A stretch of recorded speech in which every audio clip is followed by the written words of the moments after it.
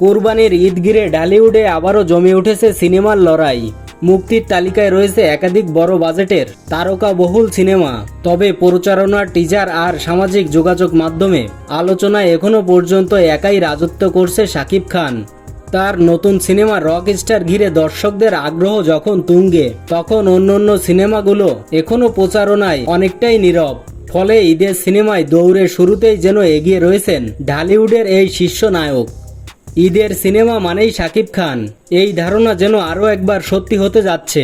পরিচালক আজবান রুশোর রকস্টার সিনেমাটি শুরু থেকেই আলোচনায়।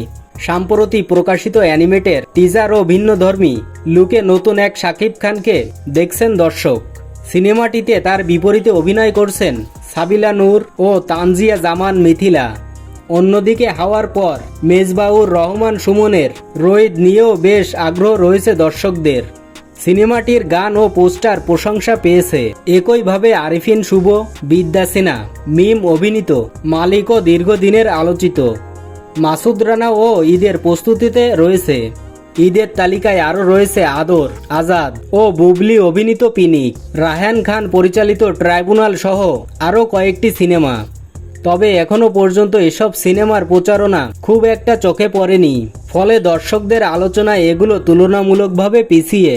তবে এসব সিনেমার তুলনায় প্রচারণায় অনেকটা এগিয়ে রকস্টার। সামাজিক যোগাযোগ মাধ্যমে সিনেমাটি নিয়ে দর্শকদের আলোচনা, আগ্রহ ও প্রত্যাশা অন্য সব সিনেমাকে ছাড়িয়ে গেছে।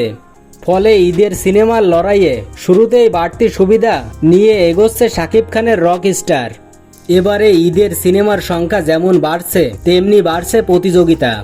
একদিকে শাকিব খানের তারকা খ্যাতি ও রকস্টার প্রচারণা, অন্যদিকে মেজবাউর রহমান সুমনের নির্মিত শৈলী কিংবা মাসুদ রানার দীর্ঘ প্রতীক্ষা। সব মিলিয়ে জমজমাট হতে যাচ্ছে ঈদের সিনেমার লড়াই। তবে প্রচারণার দৌড়ে আপাতত সবচেয়ে এগিয়ে যে রকস্টার সেটি বলাই যায়। এখন দেখার বিষয় শেষ পর্যন্ত দর্শকের ভালোবাসায় ঈদের আসল বিজয়ী হয় কোন সিনেমা।